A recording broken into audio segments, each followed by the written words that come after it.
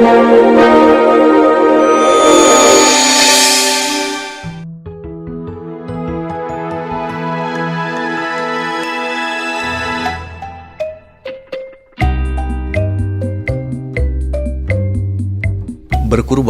Idul Adha itu identik dengan makan sate. Kalau menurut saya identik dengan rayagung ya.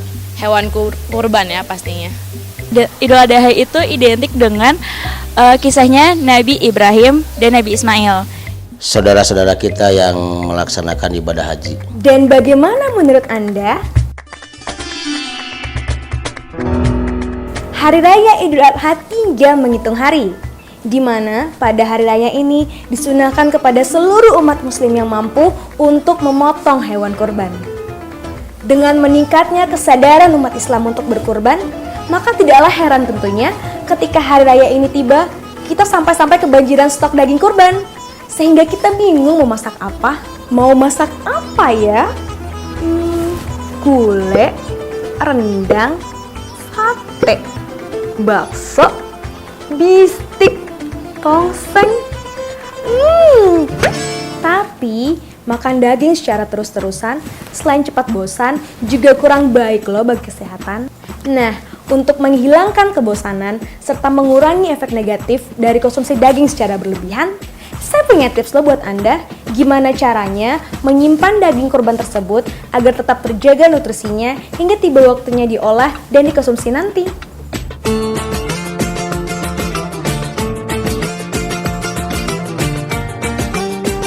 Bagusnya dari pemotongan itu daging diperlakukan secara hygiene, bersih ya. Kemudian setelah kita sampai ke rumah tergantung daripada keinginan kita apakah langsung dimasak atau mau disimpan lama ya.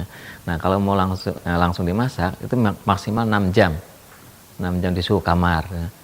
Nah, kalau misalnya mau dimasaknya nanti kemudian tergantung mau cepat dimasak nantinya beberapa jam kemudian atau mau beberapa bulan ya. Kalau misalnya beberapa hari bisa kita simpan di suhu chilling.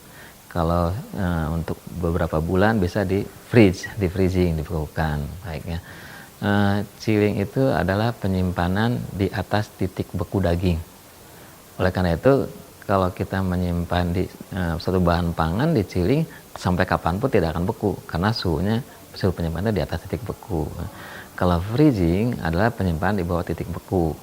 Nah, dengan disimpan di freezing ini maka daging itu akan membeku ya. Seharusnya sebelum masuk ke di chilling atau freezing, daging itu dalam kondisi yang bagus, yang bersih ya. Jangan misalnya banyak kotor berarti banyak mikroba ya. Sehingga akan mempengaruhi lama penyimpanan di chilling ya. Nah, kalau di chilling misalnya kalau yang dalam keadaan bagus bisa sampai 6 hari, tapi kalau kondisinya jelek ya rata-rata 3 atau 4 hari. Nah, keuntungan dari penyimpanan chilling ini secara organoleptik, warna, rasa, bau, flavor tidak berubah, hampir sama dengan daging segar. Demikian juga nilai gizinya, itu keuntungannya. Tapi kerugiannya terbatas. Tadi kalau paling 3 hari, paling lama 6 hari ya. Nah, jadi kalau misalnya kita mau memasaknya nanti, mau 2 hari kemudian, oke lah disimpan di chilling. Kalau misalnya mau langsung dimasak, nggak usah disimpan lagi, langsung jadi masak. Tapi jangan lupa 6 jam paling lama di suhu kamar, itu paling 6 jam. Nah, kalau pengen penyimpanan lebih lama lagi, misalnya ibu, saudara akan memasak beberapa bulan kemudian, ya, itu bisa di freezing. Ya. Umumnya di freezing ini, mengapa dia bisa daya simpannya lebih lama? Karena air yang terdapat di dalam daging itu akan beku. Ya. Dengan membeku, maka semua aktivitas mikroba, ya, aktivitas kimia, biokimia itu akan dihambat, stop, akan berhenti. Cuman ada permasalahan mungkin ya, waktu kita akan memasak kembali itu harus dikembalikan ke bentuk semula. Itu istilahnya disebut dengan thawing ya, atau peleburan. Nah, pada waktu peleburan tersebut ya, maka biasanya kalau kita diamkan didiamkan, maka ada air yang keluar dari daging. Itu disebut dengan drip. ya. Nah, air yang keluar dalam daging itu tidak hanya air, tapi zat nutrisi yang ada di dalam daging ikut keluar. Nah, sampai sejauh mana zat nutrisi yang keluar ini tergantung dari metode towing, juga metode pembekuan. Kalau kita melakukan pembekuan dengan cara yang cepat, itu lebih bagus nilai. Karena apa? Karena butiran-butiran es yang terdapat di dalam daging itu akan kecil-kecil, halus. Ya. Sebaliknya, kalau misalnya lambat, butiran yang di dalam kris daging itu besar-besar dan tajam-tajam. Nah, sekarang kita lihat pembekuan lambat, tadi kristal airnya besar-besar. Pada waktu towing itu akan keluar.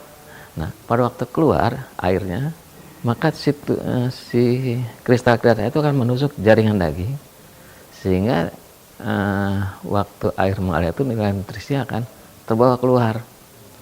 Sedangkan pembekuan lambat, kristalnya kecil-kecil, sehingga tidak begitu banyak merusak jaringan daging. Oleh karena itulah pembekuan cepatnya lebih dianjurkan dibandingkan pembekuan lambat.